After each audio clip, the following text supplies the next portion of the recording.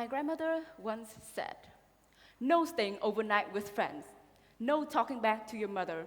Curfew is 9 o'clock." Those are the rules I've grown up with. I'm sure we all have. And then there's staying at an international school won't bring her any decent future in her home country. As a girl, there are unspoken but unchanging rules about how she should act, and her current aggressiveness is certainly not it. I wanted to reply honestly. I wanted to say, "No, I want to go study abroad. No, I only want to be myself." Still, in response, she brushed me away. Grandmother, mother, daughter. They are rules we forced each other to follow. Expectations we needed the others to fulfill. Grandmother, mother, daughter. Everything about us seems different. All the time, we have huge disagreements. All the time, they ended in us being called to another place. When we came back, those topics were never brought up again. Grandmother, mother, daughter. The disputes between us might have partly stemmed from our views regarding parenting, or in other words, regarding the way we think of our relationship and our role to each other. My grandmother wants absolute control over her children, wants her children in her hands to ensure their growth. My mother, thinking a bit more about being a partner, lets her children breathe more freely, but forbids them to make grand decisions for themselves. I search for parents who can be mentors and friends. Thus, my grandmother imposes her views on my mother and I. My mother allows me minimal freedom, and I close my door tightly every time my family mentions me. But maybe I'll try to open them again, if I can understand first. Well, let's begin with my grandmother. She grew up in the old capital, Hue, and studying in Dong Khan Female School, the education she received was very traditional. However, she developed modern and enlightened beliefs compared to her time. These beliefs strongly affected the teachings and the future plans she set for her children and grandchildren. For example, she wanted equality and respect in her marriage.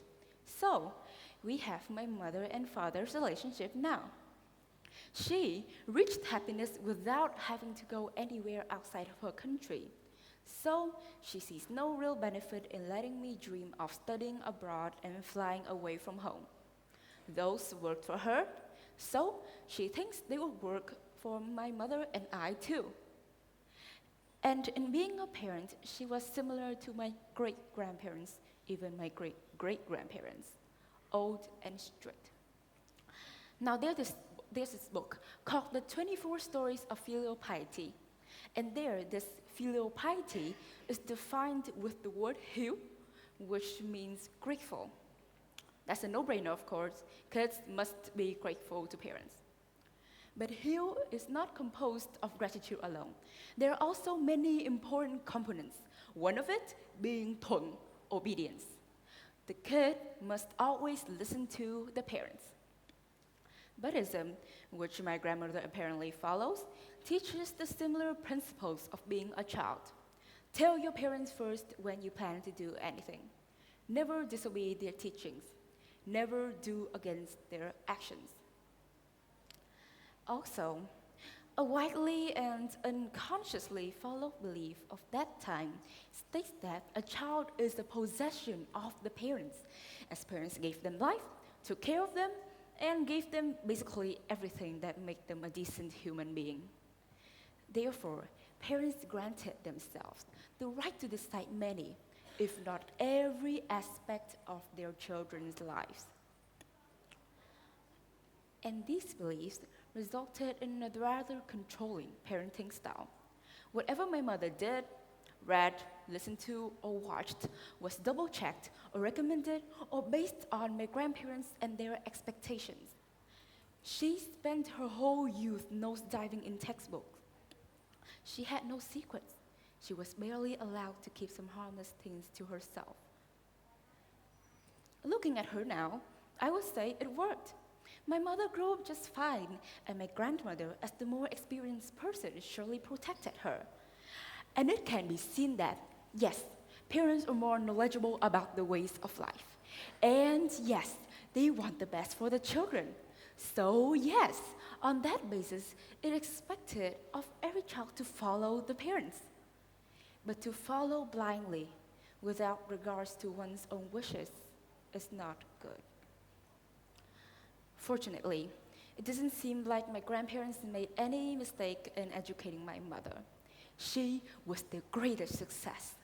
According to every story that I've been told, she was the role model, the ideal child that all parents would want. She was hardworking, more specifically, dedicated to studying. She went to a public school in Ho Chi Minh City and got high achievements. She dreamt of being a doctor. Desirable, right?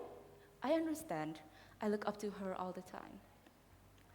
The modernization of that time affected my mother's views on being nice parents.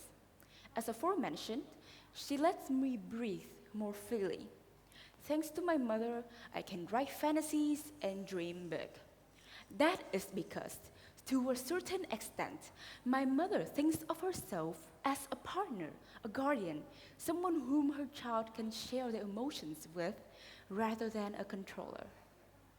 Yet, she inherited some of my grandmother's beliefs on parenting. Anyone familiar with this term, Asian parents? We've all seen it, right? On YouTube, in memes, it's everywhere. Let me tell you this. It is, in fact, my mother's generation that this term, these memes, talk about. The term used for parents who are unnecessarily strict. And although these contents may have over-exaggerated things, well, not all Asian parents are strict, and not all strict parents are Asian. The depiction of parents demanding almost unreasonably high performances is close to reality. In addition, they do care a lot about their image, whether they look like a normal and functional unit. The parents are happy together. The kids grow up to be successful academics. So, putting pressure on the children is one way to encourage them. Comparison is another. And comparisons are made between a child and the children of coworkers, friends, relatives, cousins, brothers and sisters, and 100 million kids who got top scores, exceptional achievements, or could play Turkish march at twice the normal speed.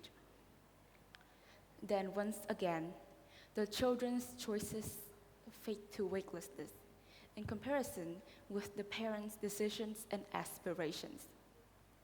They suffer from immense peer pressure and depression. And strictness may produce liars.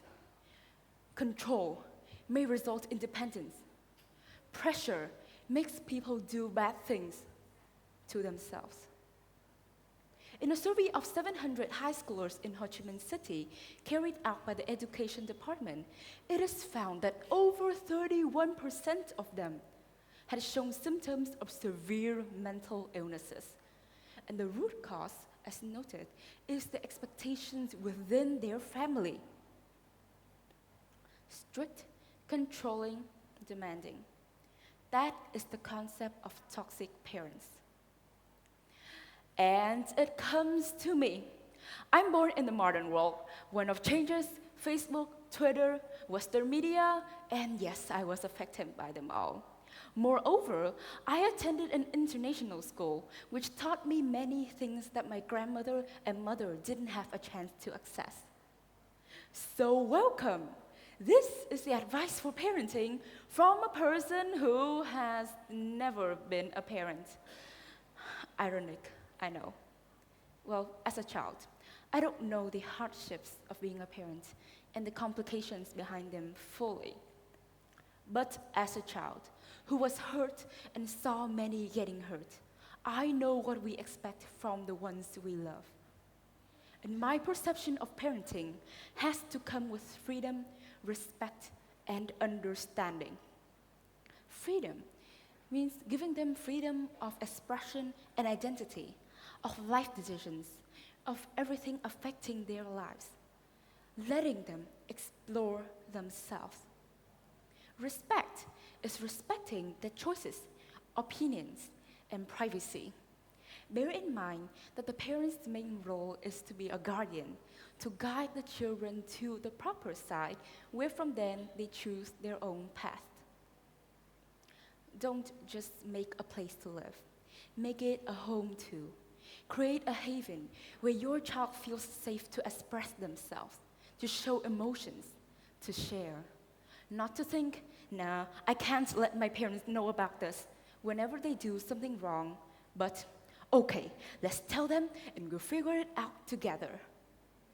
Don't just be a caretaker, be a mentor, a friend also. Guide the children through the hard phases of their life. Show them the way. Sit with them when they cry. Be with them when they need someone. And finally, understand them, or at least try to, and accept them. Because grandmother, mother, daughter, we've hurt each other countless times. There are numerous disagreements between us, from the tiniest things to the firmest beliefs. And I closed my doors tightly, afraid that if I open up again, if I let them in again, they might hurt me even more. But grandmother, mother, daughter, in this home of love we are all trying to build, there can be changes. Changes that will start with understanding and acceptance. So I'm reaching out and listening. I hope you will too. Thank you.